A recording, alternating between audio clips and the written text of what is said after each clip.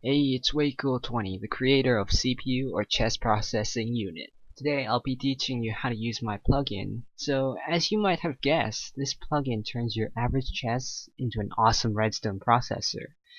It just makes redstone much more fun. So here I have my friend, Sunsun111, here to help me with this demonstration. Okay, so let's get started. So to make a CPU, first you must get a redstone activator or a type of fire. So let's just take this. To make a redstone activator, you should make a redstone apple first. You can do that by surrounding an apple with redstone dust. You'll get a redstone apple. And after that, just put them in a block storage pattern and you'll get a redstone activator. So the second step to making a CPU is to arrange your chest like this. This is the input, this is the core output, and this is the second input. So after that, you just need to arrange everything inside the chest according to the type of CPU you want. The link is below if you want to see what the recipes for these types of CPUs. In this case, it's an OR gate. So let's just get out of here, then click on it with our redstone activator, and it'll say you have successfully activated this CPU. It even shows the info like the owner or the world or the type and the location of all of the input and the output. You can click on it again to show this info. You can also toggle the info by doing CPU toggle info, and then if you do that and you reactivate a CPU, you see that it doesn't show the info. Well, we'll be needing that info, so I'll just turn that on again. Let's move on to the typifier. Well, the typifier just makes creating CPUs much more easier. That's why I recommend it to creative players instead of survival players. To get one, you just needed to /typifier, but since I already have one, I will be typing that out. To make a CPU with a typifier, you just need to just click on the chest that you want it, and then it'll activate it for you. And if you shift click on it, it'll show you the CPU info.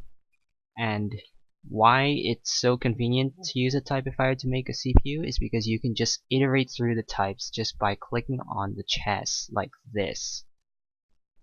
Let's just change it to teleporter. Then after that, if you shift click on any non-CPU block, you'll get a destination book which you can use for the teleporter.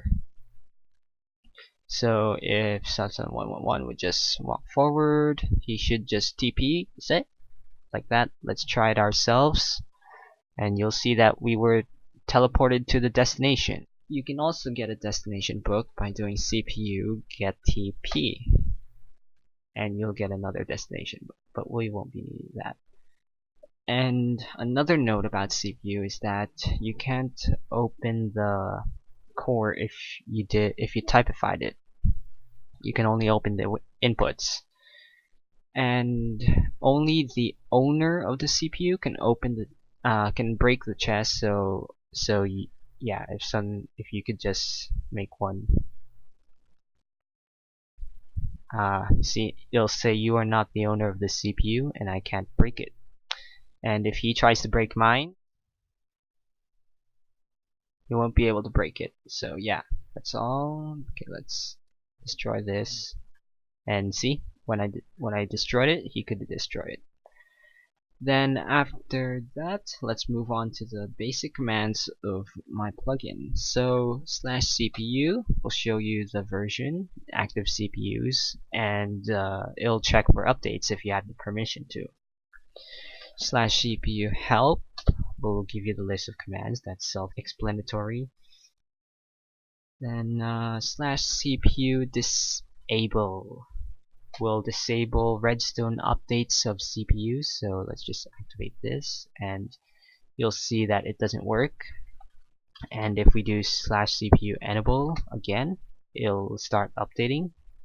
If you want to reload the plugin, just CPU reload, and you'll reload all the CPUs and config files. So I guess that's it for this demo. More types of CPUs and commands are coming up next time, so just wait for it. Waco20 signing out.